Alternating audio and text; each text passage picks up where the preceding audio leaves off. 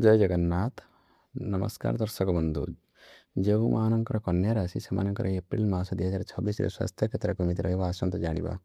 ए मासर आरंभ आपणकर स्वास्थ्य कारक जैक राष्ट्राधिपति बुद्ध महाग्रह आपणकर षष्ठ स्थान अवस्थान कर षष्ठ स्थान हो रोग ऋण शत्रुर घर जेहेतु बुद्ध महाग्रह षष्ठ स्थान अवस्थान करुँच को त्वचा जनित व चर्म जनित समस्या देखा दे पारे।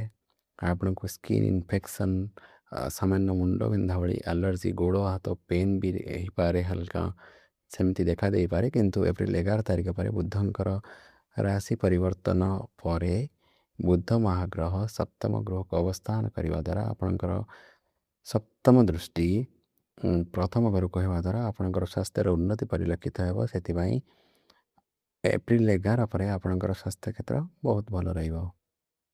जय जगन्नाथ।